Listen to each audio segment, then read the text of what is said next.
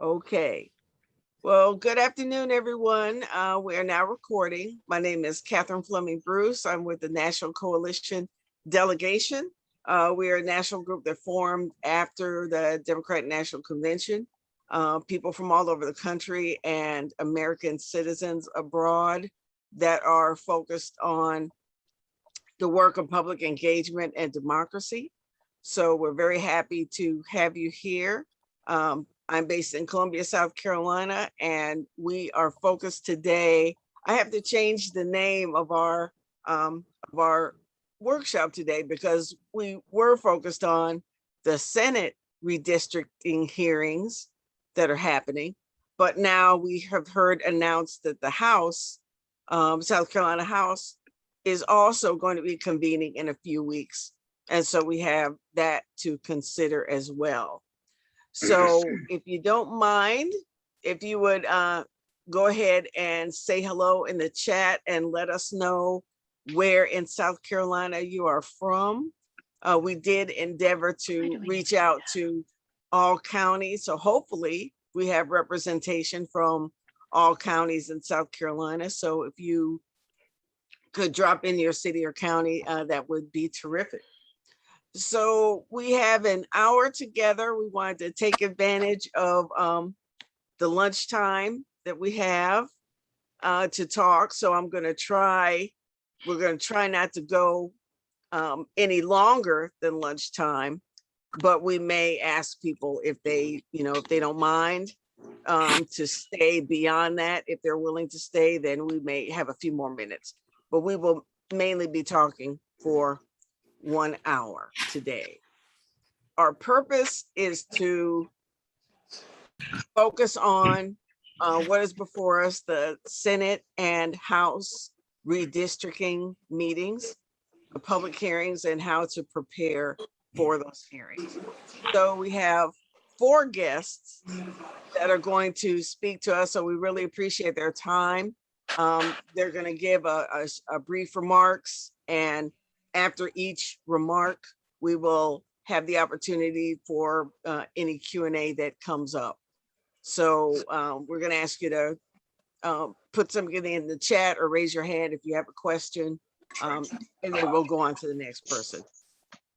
So we have 4 guests today. Our first guest is Shaundra Scott. Shaundra is well known to those of you who work in the field of voter protection. She did that work with the state party. She also led the South Carolina ACLU. And now she is currently working in Charleston with the law enforcement division there in Charleston. We have John Ruoff with the Ruoff Group, who has a long background of being engaged in all kinds of democratic and political processes and helping the public to understand those better. If everyone could please mute themselves, we'd appreciate that. Thank you very much. So we're gonna bring our speakers up on speaker view in a little bit. Lynn Teague is our third presenter. She's going to she's well known to many of you with her work with the League of Women Voters and her work on our version of Capitol Hill. And in addition, if we could ask everyone to please mute yourselves, we'd appreciate that. And our final speaker is Brenda Murphy, who heads the South Carolina NAACP. So I think we have a very powerful group of individuals, and I'm going to find them and bring them up on the screen so you can see them and they can have a chance to say hello. Okay, so here's John.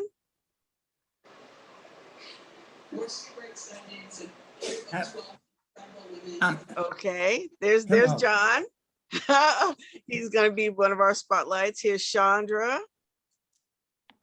Okay. Okay, here's Lynn. And I'm looking for Brenda. She was on my screen and she flipped away. There she is. Hold on. Okay, so these are our presenters today. I want to thank each one of you for coming. And we are going to start with our overview with Shaundra. So if each of you would, each of our audience today, I'm still letting people in. If each of you would make sure you mute yourselves so that we can clearly hear Shaundra, that would be appreciated. Shaundra, you have the floor. Awesome. Thank you so much. It's so wonderful to see everyone, and thank you for taking the time out to kind of join us today. I see a lot of familiar faces, so happy to see you guys after coming off of last election. And so as most of you know, I did voter protection, and so there was so much that went into that, so much important work that was important to making sure that we are the ideas of everyone. And so within that, now we're looking to, redistricting and gerrymandering. As we can see, all of these concepts with voter suppression and things of that nature that we've been discussing for the past few years, they dealt with uncovering and dissecting the real history behind many of the institutional systems that have been implemented in America. And so our work isn't done with some angry people in South Carolina, legal women voters. So yeah, well, I'm. All right, can you guys still hear me? Yes. Awesome. Okay, just wanted to make sure. So a lot of the things, that we've been looking at, has kind of been a buildup. It's been, registering to vote, making sure you get out to vote. Now that we've done that, we have to kind of look at other things like redistricting. Redistricting, like many things, has its roots in discrimination. And after the Civil War, when the last troops pulled out of the South in 1877, Blacks were left to fend for themselves in a society dominated by white supremacists. So by the 1890s, literacy and understanding tests, poll taxes, economic coercion, intimidation, and violence prevented most Southern Blacks from exercising their right to vote. So we have all of that going on in the 1890s, and we get to 1940, where only 3% of the 5 million Southern Blacks that were of voting age were registered to vote. So, as we continue to fight, as we continue to push forward, things started to improve. So by 1964, registration had climbed to about 27% in Georgia and even 37% here, just right here in South Carolina. And pretty much in every Southern state except for Mississippi, white supremacists were losing ground as more individuals were registering to vote. However, even with that improvement in 1964, Florida and Tennessee were the only two Southern states in which as many as half of all voting age Blacks were registered. So we still have work to do. So now we're in 1964, we're entering into the civil rights movement, and that a lot of that focus turned towards voting rights. Why?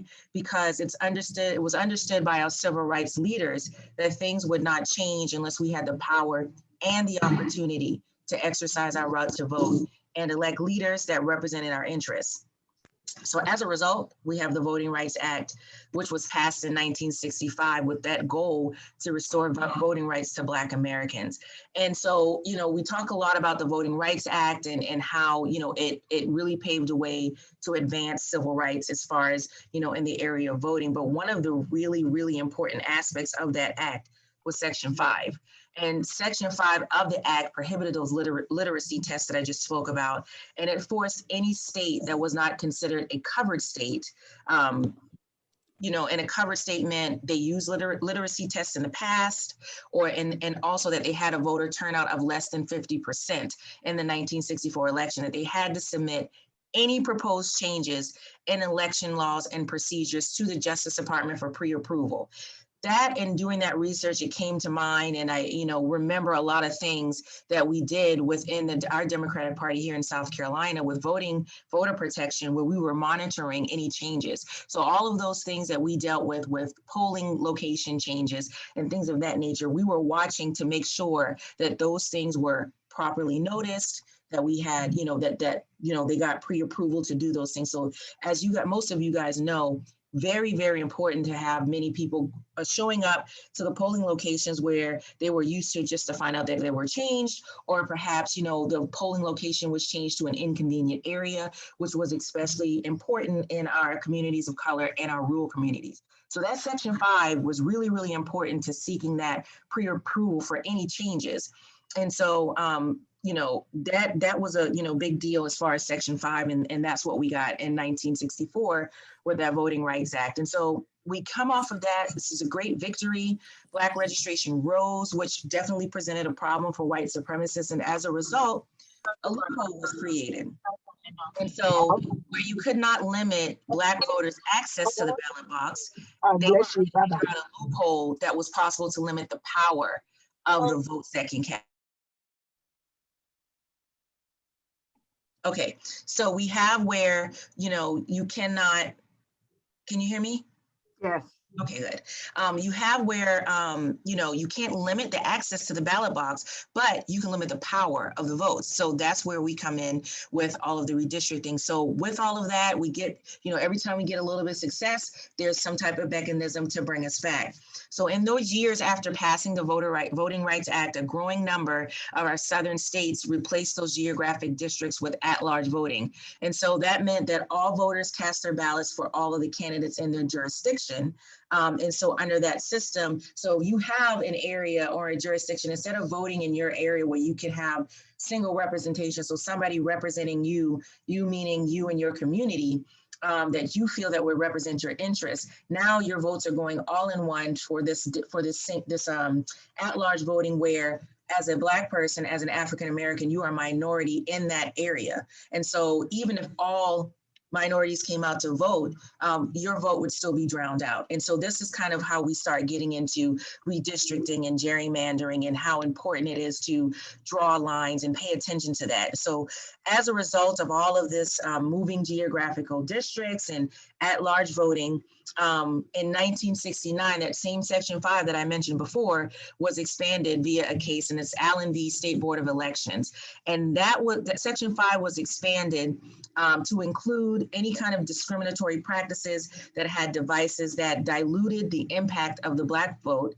And it also was understood to empower federal officials to object to that at-large voting that I just talked about, to object to districting lines and other methods of structuring elections. So we can see that as you start to dig even further, that you know, it's more than just registering to vote. It's more than just going out to vote. We have to pay attention to all these processes and mechanisms. And so why is this so important? Because the 2021 redistricting cycle will be the first without Section 5 of the Voting Rights Act. So that same Section 5 that put in all those checks and balances to make sure that there weren't any devices or any systems that would lead to discrimination within our political system no longer exists as of 2013.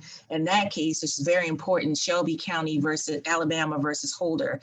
It pretty much dismantled Section 5. And so that pre-approval process is no longer there. There's no checks and balance. So if there are, you know, states that have histories of racial discrimination seeking to, you know, do redistricting that in the past would have needed to get approval, they no longer have to have that approval now. And so the absence of this presents a major detriment to us as voters, especially voters of color, in this next cycle.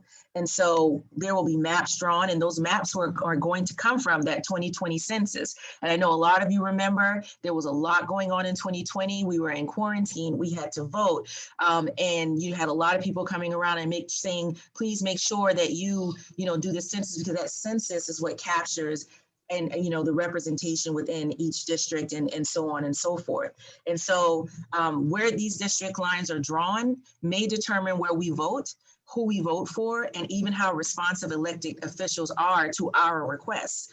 And so that tool that helped protect us against discriminatory redistricting was operable, and you know, it helped to curb the practice of partisan gerrymandering. So we don't have that anymore. And so now what we have is that gerrymandering, which is where the political parties can manipulate the redistricting process for their political advantage, regardless of what voters want. And so this definitely can affect voters of color. And so without Section 5, those jurisdictions with the worst records, they don't have to seek that approval. And so what happens now is that now that we don't have that Section 5, you know, we're here now trying to understand what redistricting is, how that affects us, and what we need to do. And so since we no longer have the federal government acting to review discriminatory voting practices in advance, that redistricting process now lies with us, the everyday citizens, especially our communities of colors, which are the most vulnerable to disenfranchisement, throughout our discriminatory voting process policies and history. And so I found all of this extremely interesting when doing my research and trying to understand exactly what it means. There's a lot of math, and I'm not the best person with math. I really, really like to read. So I had to kind of, take a step back and really understand what it means, because to me, the significance in my opinion is that, again, I thought, our major battle was registering to vote and making sure that we go out to vote. And so even with that, there are mechanisms built in to prepare for that influx of voting. And so we have to take it a step further. I've had so many people ask questions in regards to why should I vote, or why is it important that I vote when, my vote doesn't count? Well, this may lend, a little bit to that conversation and that discussion, in the fact that this is where, your vote can count. This is where you can get up and speak on redistricting, why it matters, and how it plays out in your voting as you go forward. And so I just wanted to give that brief overview, historical overview, in regards to why we should care about voting. And yes, we tried to fight the no cure, and we did not win on that. So we will continue to fight that. And so we have a deep history in South Carolina of this. And so with this upcoming year, I hope that we all learn from the wonderful individuals that are going to present on how we tackle this and how we fight this redistricting. So if you guys have any questions, I think we're going to drop them in the chat box. I didn't know if, Catherine, if you wanted people to ask questions now, I'll leave that up to you. Well, we'll see if we have anything pressing. We have our eyes on the chat box, so if anything is pressing, Brenda let us know. She's doing that for the moment. So we're good. So okay. Okay, super. All right. Well, thank you so much, Shaundra. That was an excellent overview that kind of put us in the seat to know that we are the ones that are going to have the impact. We are the brakes where the federal government has taken the brakes off.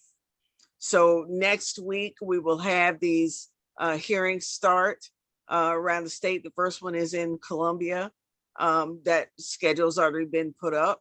So now the question that we ask is, what are some of the things that we should be communicating to the commission? So we're going there, we're talking to the commission. What are some things that we want them to think about? Because when we talk to them next week, they will not have the census data yet. So the purpose of these hearings is to get a sense from the public of what is important. So we've asked John to talk to us about one aspect, or maybe a couple of aspects, of what are some important things that we want to emphasize as people going to present testimony to this commission. John, you have the floor. Thank you.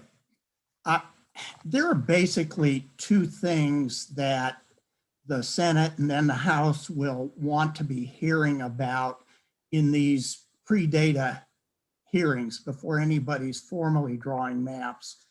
And those two are the criteria for redistricting. And one of those criteria will be communities of interest. And I'll speak a little bit longer on that one. There are some sort of generally accepted criteria that you would find in almost any state that include one person, one vote, compliance with the Voting Rights Act. They have no choice on those two. That districts be reasonably compact, although they'll argue over what that exactly means. That districts be contiguous, and there's a couple of fine points on that.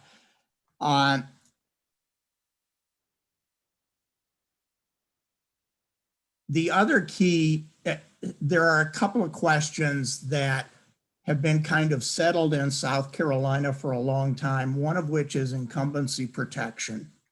And, historically, we have had what are called sweetheart gerrymanders, where the incumbents all get together regardless of party and draw districts for themselves.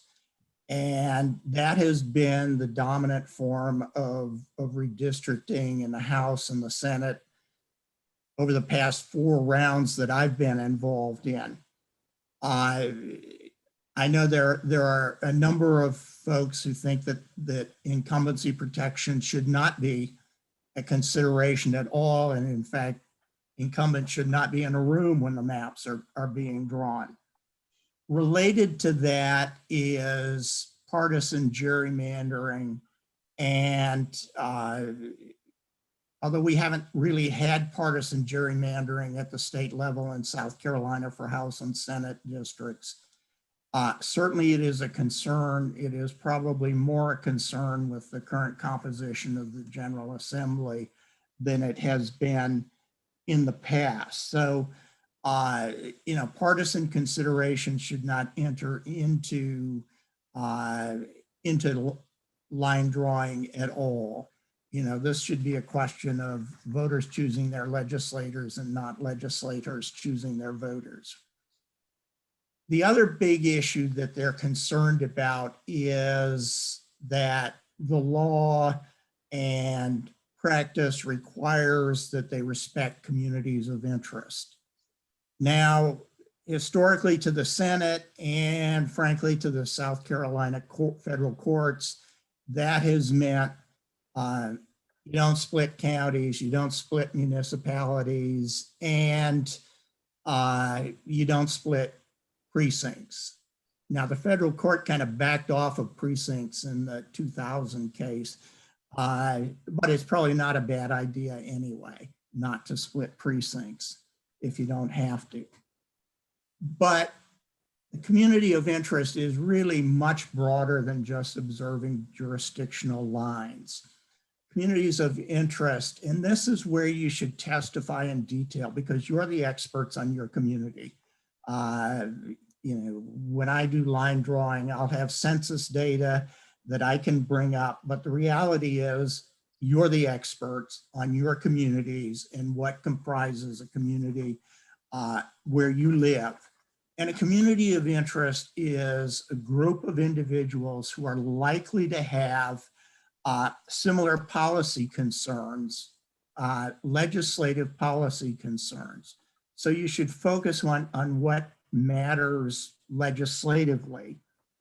The House actually has used a pretty good list in the past, except that nobody ever implemented it and actually went in and observed their definition of community of interest. But community of interest, when you look at it, should include, economic differences like income, age, and cost of homes, whether people are renters or owners. If you're going to draw a line somewhere, do you want to draw it up the middle of renter communities if there's a nearby homeowner community, or do you want to put the renters in a community? Similarly, income, kind of jobs folks have, those are all, whether they're rural or urban, those are important considerations. Social and cultural factors, where do people go to church or other form of worship? Do they hold festivals in this community that don't include folks from a neighboring neighborhood? Looking at those kinds of questions. Historic influences. Has this neighborhood been long known as a separate and distinct community from that neighborhood?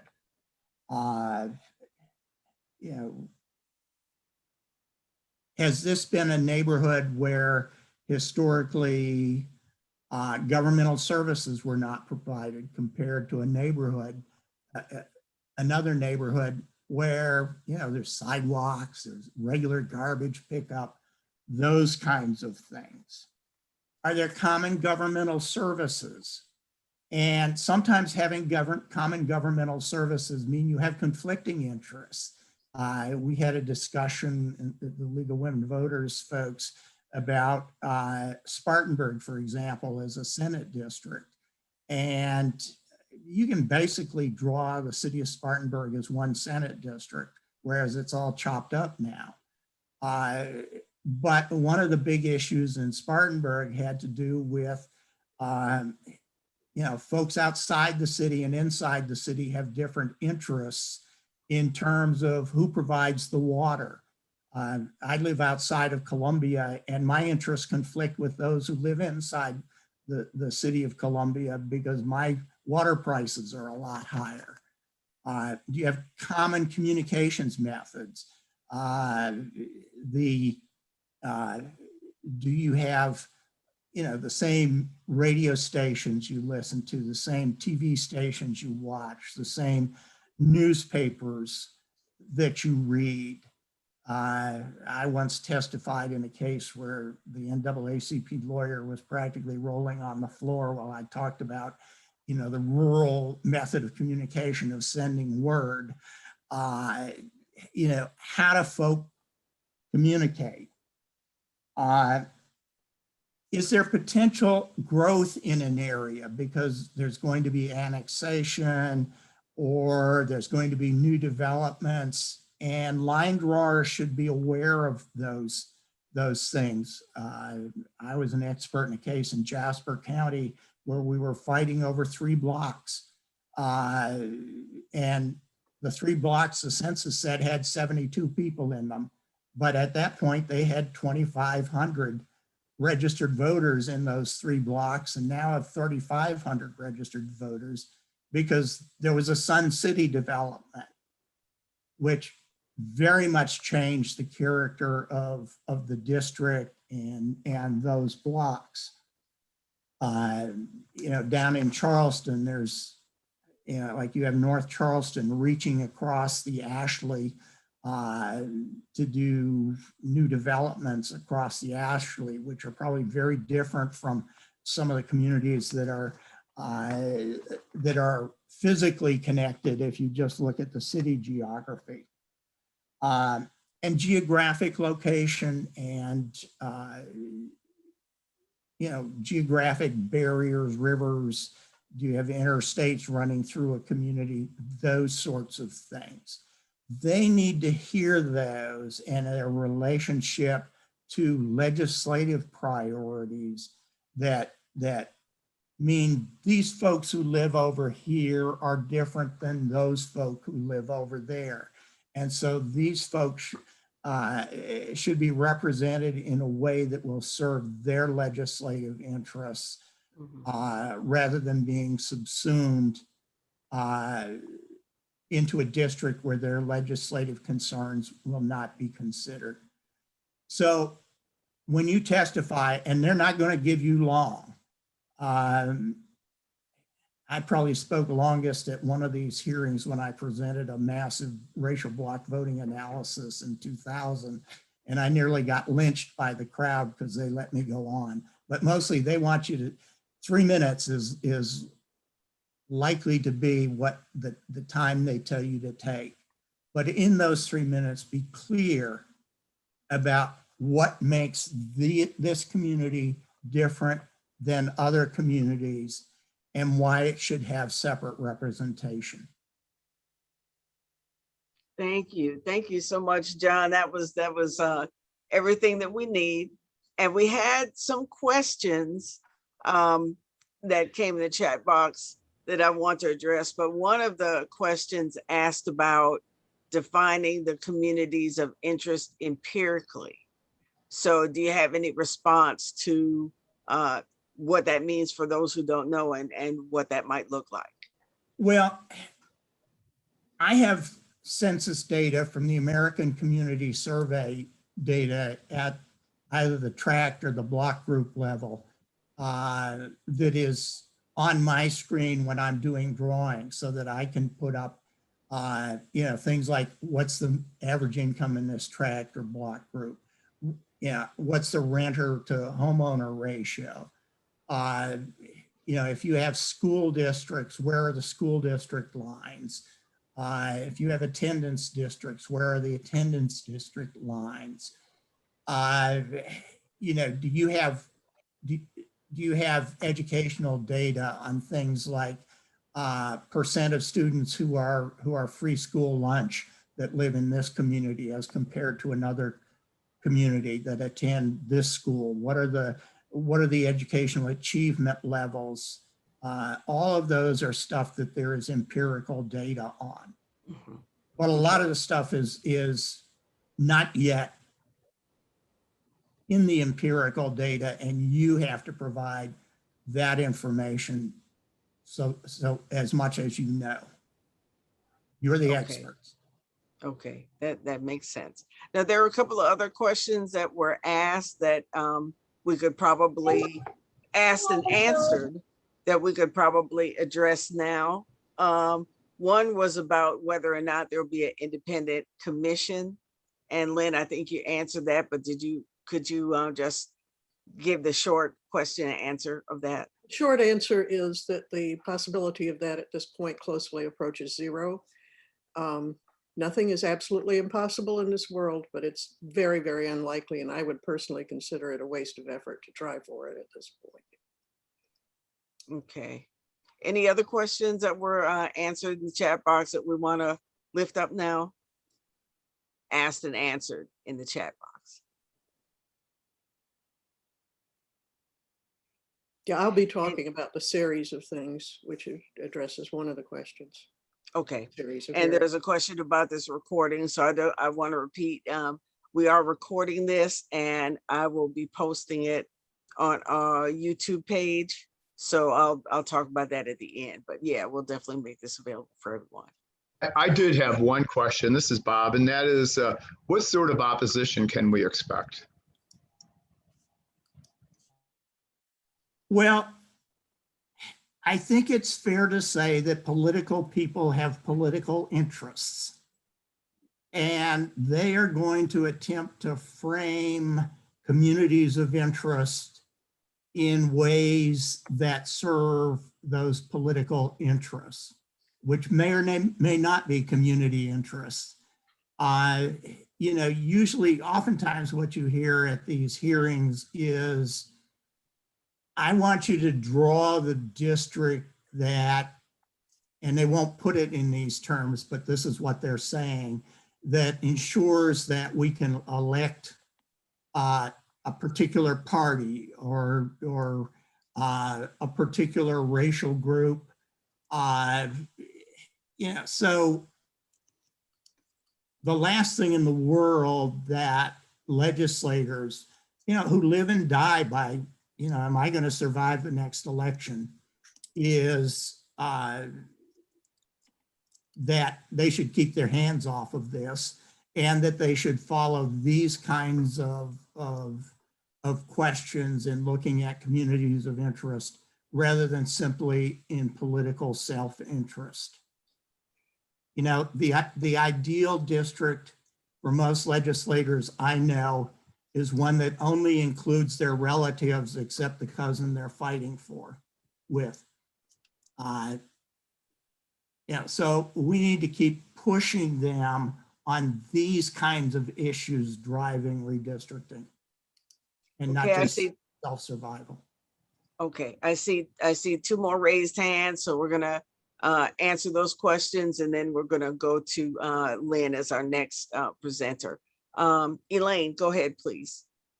Okay, to be brief, John, so you're saying that perhaps in our 3 minutes, we can talk, number one, about broad differences.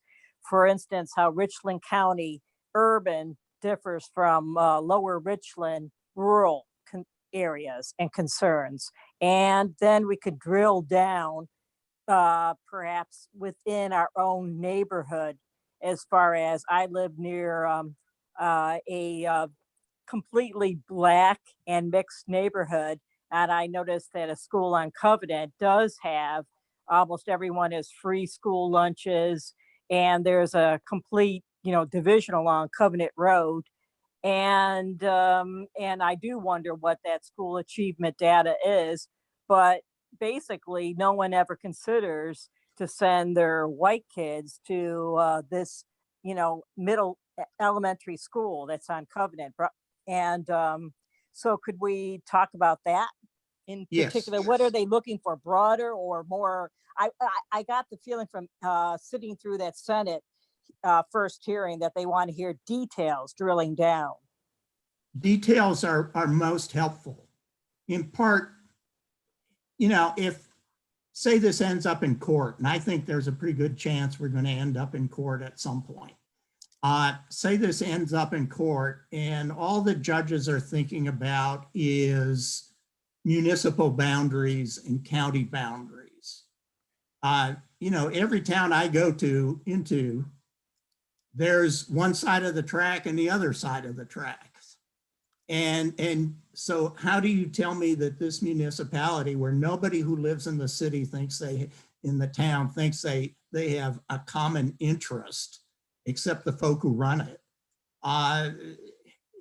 If you don't get specific about why there is not just a community of interest by living, in this town, on this side of the boundary line,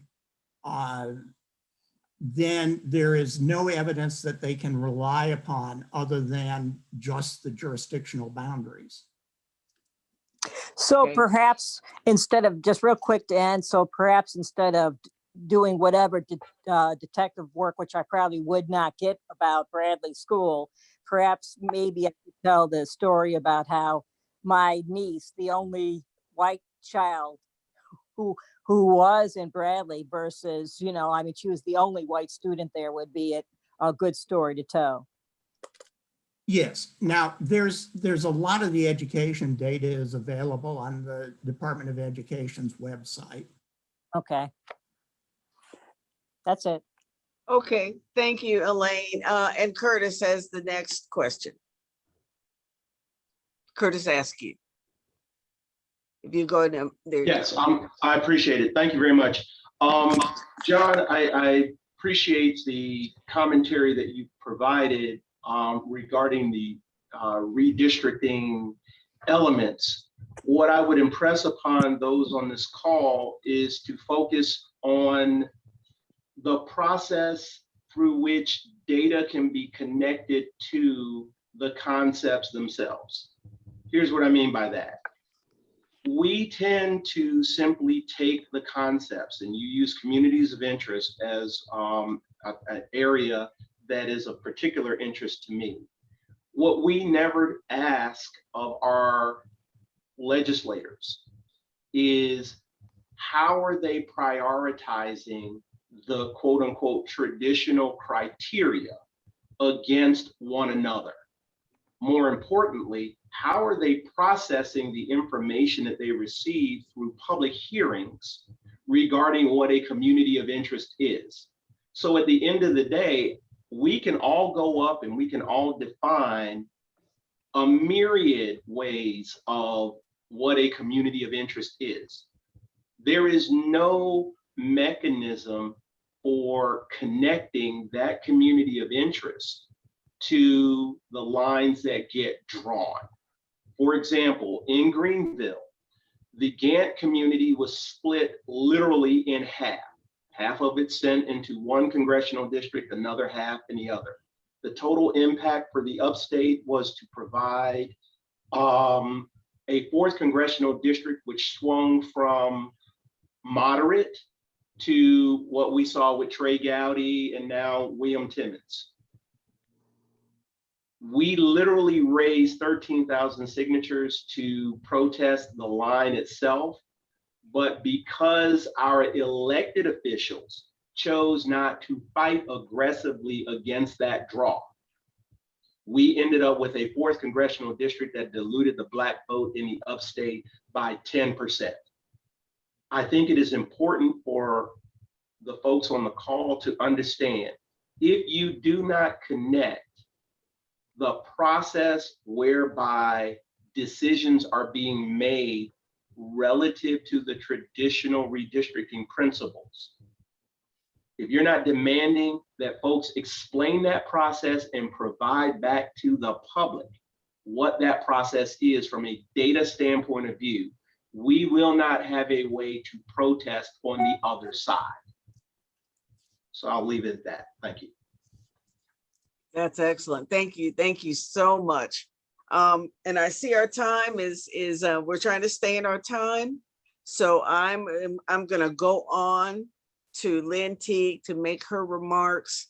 And, you know, she may wish to address Curtis's comments further within her scope, but she's gonna be talking about testimony. Thank you. Go ahead, Lynn.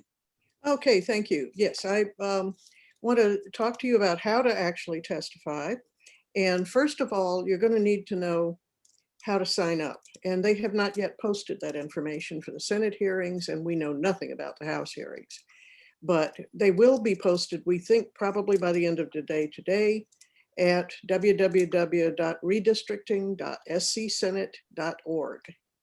And by the way, go to lwvsc.org, and we have a lot of information up there. On our homepage, it's linked on what's happening. But they intend in the Senate to have these hearings, which are already on their schedule. They're available at that website around the state. And you're going to be able to testify in person or by Zoom or in writing. And if you testify in person or by Zoom, you can also submit written testimony. John made the point that you probably won't be given much time. That's true. They are really sticking to 3 minutes more and more these days. So when they do that, if you have more that you want to present, then you can say in 3 minutes, put it in writing and send that to them. Okay, so for some general information on advocacy, we have a publication for the League at our website, lwvsc.org, called Advocacy 101. I suggest looking at that, and it provides some general information. It also, if you're testifying in Columbia and haven't done it before, provides information on where to park around the State House and where the building, Bressett building is and so forth. And plan to get there on time. In fact, plan to get anywhere you're going a little bit ahead of time, because you may need, if you need to sign up in person, then you know it's best to do that early on. You need to plan on making 1 or 2 clear points. Don't plan to cover everything that you might think about in oral testimony. If you have a lot to say, again, submit it in writing. And John pointed out that at this stage, communities of interest and the criteria and how they're used are of special importance. The issue was raised of how do the criteria relate to each other? And my suggestion there is that you can in fact address that. You can get up there and say, I want to see county boundaries matter more than whatever. So that's a legitimate thing to comment on. Remember to address the districts that are pertinent to the group that you're testifying before. You may choose, and probably will choose, if you're really interested, to testify for both Senate and House hearings. So know what you're testifying about at any particular hearing. The Senate hearings, you can address criteria, communities of interest for Senate, South Carolina Senate districts, and for US House of Representative districts. When the House hearings come along, you'll want to talk about US House of Representatives and South Carolina House of Representative districts. Won't do you any good to talk about Senate, state Senate before the state House, or vice versa. Don't just reiterate what others are saying or reiterate general principles. Call on your personal perspective. It really helps to bring it into a personal context. So I'm going to give you some examples. I'm not telling you what you should think and what you should say, but these are examples of how you can integrate your personal experience into your testimony. And it's like they tell you when you're doing, answering a test in high school. Be specific. Give examples. So you can say, I went to the polls in District X last November, and there was no real choice to make when I voted for a senator. It was already decided. I want my vote to matter, even if I'm an independent and not part of the base of either party. Or you can say, because these safe districts make legislators immune to our concerns. They become more and more concerned only about that base that shows up for the primary. So you could say, I wrote to my state senator asking him not to support open carry of guns. And not only did he not vote my way, he didn't even bother to pretend. He didn't bother to send me any kind of response. I believe he's only responding to primary candidates. And you can say, I'm a student at whatever university, and I want that community well represented in a single district so that we can influence what happens to us. Or you could say, I'm very concerned about the environment. I live near the coast. I live in McClellanville, or wherever. Or you could say, I have to share my congressman with people more than 100 miles away with very different concerns and interests. The district is too spread out. And while you're testifying, remember, among other things, you are building a legal record. And John touched on that. If you give them evidence, that's something that they can be expected to respond to. It's something a lawyer can bring up in court later. And one thing you're going to see as the process moves forward is that a number of our concerned organizations will be doing things. We very much hope the League of Women Voters does not end up in court on this. I really hope we don't. But we know that some people certainly will, and you need that legal record. So get things into that record. And so at this stage, this is pre-data, this is talking criteria, communities of interest, but there will be further opportunities. There will be hearings when they have draft maps. At that point, you'll be able to comment on the maps themselves. And you'll be able to submit your own maps. Now, that's not that easy for most of us, but fortunately, with a lot of help from our friends like John, I think some of our organizations will be submitting alternative maps that emphasize our criteria. In the case of League of Women Voters, avoiding distorting districts beyond recognition to protect incumbents and parties, and emphasizing certain criteria. But remember that you're not just trying to convince them of something, you're building a legal record too. So you're part of the process in a very important way. What not to say, again, I can't tell you what to say, but I'm going to tell you a couple of things that you probably should be aware of at least. If you emphasize constituent service in testifying about legislators, I've heard staff members use that as an excuse for packing districts. So just be aware of that. If you say, I want someone who looks like me to be my congressman, they may use that as an excuse to do things you don't want them to do. You're looking for people who write laws and set policy. And as far as constituent service goes, executive branch of government executes. And, they're the ones who should be answering to that. And then just something that you rarely see, but now and then it pops up, and I'm just going to mention it. Don't get personal about any of the committee members. If you accuse a committee member of anything, no matter how annoyed you are with them, the committee chair may well call you down for that and tell you to have a seat. It's actually part of the rules in both houses that you don't launch personal attacks during a statement. So.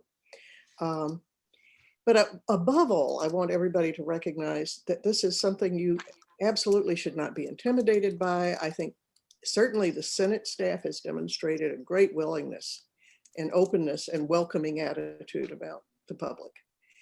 It may be rushed, but the staff members who are working on this are people I've known for a long time in most cases, and they're good people who really care what the public thinks.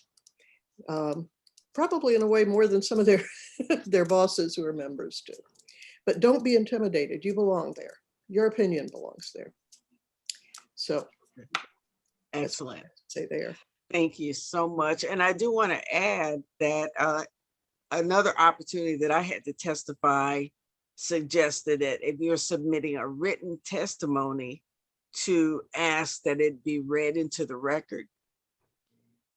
So if there's the option to consider that, that means, it won't just sit somewhere and, be a stack of papers. It will actually be read into the record that will be part of something that might be more easily accessed if needed in the future. So that's another point there. I have a There's question a about question. written templates. Yeah, I was just going to suggest, if you go Mhm. to our website and look under our advocacy section, you'll see that there are masses of the testimony, all this year's testimony the league has offered. So if you want to look at the kind of thing that they're used to hearing, there are a lot of examples there on the League of Women Voters of South Carolina website. Okay, great. Well, thank you so much, Lynn. And now we come to our final presenter of the afternoon, Brenda Murphy, the president of NAACP. They have a lot of exciting things that are going to help us in this process as well, and some other insights that you may want to add to people who are preparing the testimony in the next couple of weeks. Ms. Murphy, go ahead. Thank you. Thank you. There were a couple of questions that I thought were important that needed to be answered. There was a question regarding whether or not the governor can veto the plan. Mm-hmm. Does anyone have the answer? Can do, has done. Okay. Okay. All right. So, okay. Yes. I think there was another one, but I don't see it right now. Okay. All right. Basically, this afternoon, what I'm going to share is I'd like to add one thing that Lynn had mentioned. She talked about we need people that are able to write policy and laws. And yes, we do, but we need people that are also concerned about us. That's critical. So if somebody is going to go, when we're looking at these lines and drawing of these lines, we need to be specific regarding who also is going to think about our needs as communities of color. My duty this afternoon is to share with you what we're doing. And we've done a lot in terms of preparing our presidents and our members regarding the importance of redistricting, why it's important, why they need to be involved. And we started this process at least a couple of months ago. John is one of our members of that group. We have a coalition with several organizations because we think the more we come together, the more effective we will be.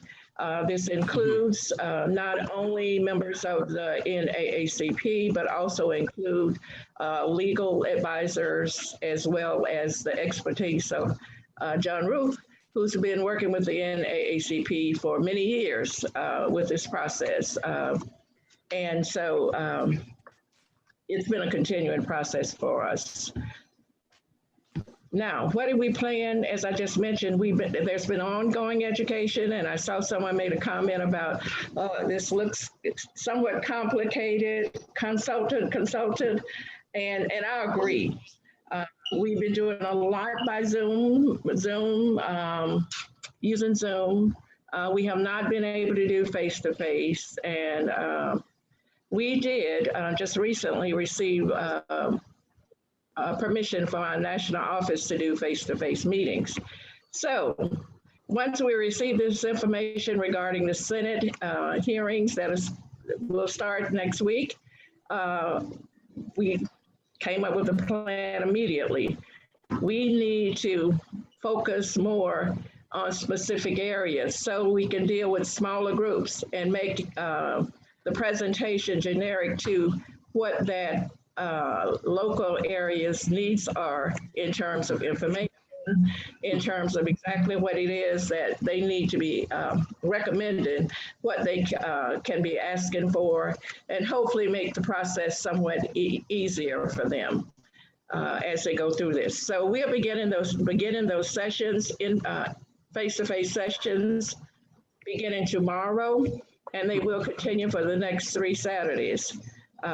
We are trying to meet with the groups ahead of the scheduled hearings in their communities. So that's what we are doing now. And that's basically to help them to be able to discuss with the consultant what and how to move forward with this process. So it's an ongoing process. I mean, we've been here, the NAACP is an advocacy group, not only for redistricting, but get out the vote. We were heavily engaged in census work to even do some risky things when it came to census, trying to get individuals to make sure they complete the census forms. Oh, so that's where we are in terms of what it is that we'll be doing. It's going to be community driven, focused on the different areas with our consultant. Are there any? Yes. Now, are those meetings that the NAACP having, are they going to be, and you could unmute yourself, Ms. Murphy, so we could hear you. Can you tell us if the meetings at the NAACP, yeah, it just went on for a second. Can you tell us if those meetings are going to be open only to NAACP members, or they're going to be open to the public? And if so, when and where they're going to be held?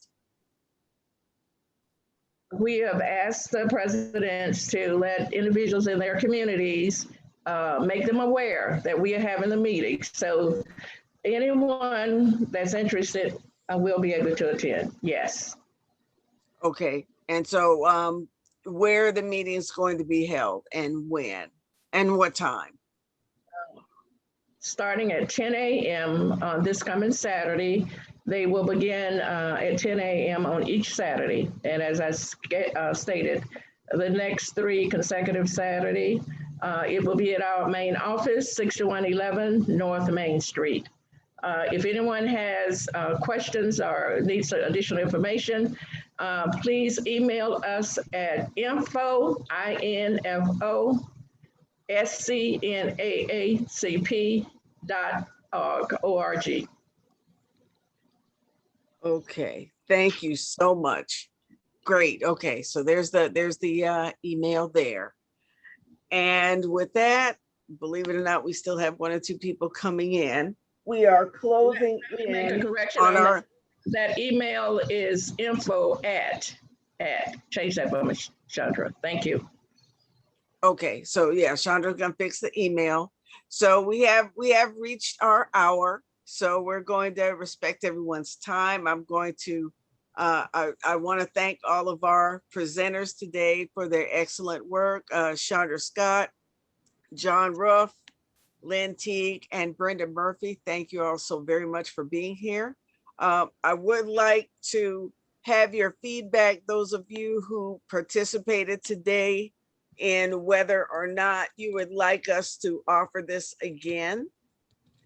And any other comments you would like to make? I'm putting my email in here, National Coalition Delegation @gmail.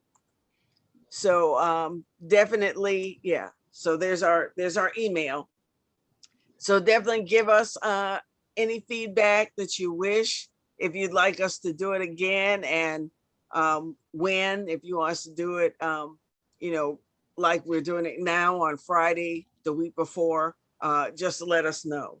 And also, I did want to highlight that I put in the 2 websites for the House and the Senate redistricting committee. So I put those websites in there. That's the place where you will go to find the public hearing schedule. So I didn't want to run through the public hearing schedule again with you. It is there in print to be accessed at any time. We know they start next week. And so please take advantage of that information. I think they said they're going to set up a Twitter. So you should be able to find them on Twitter, Facebook, and your other locations. So again, I thank you for joining us. We did have some other questions. If our hosts are willing to stay another 5 minutes and answer questions, then we'll go ahead and answer. And, thank you for the rest of you who have to log off at this time. Feel free to do so. Okay, so I think we got 2 more minutes for you. We're going to start with Pamela. Hello, thank you for doing this. This is very exciting.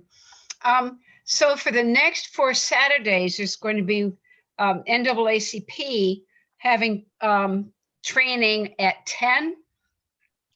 10 a.m. That's correct. All right, and the Progressive Network is having the next 4 Saturdays at 1:30 p.m.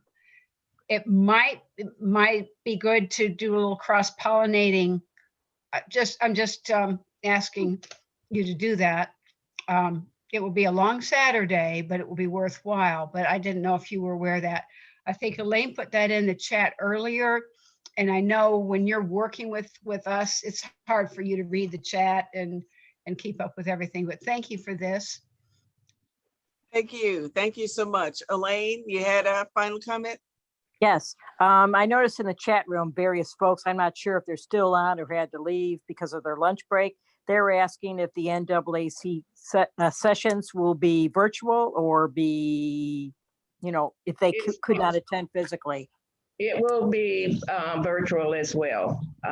We will send out the Zoom.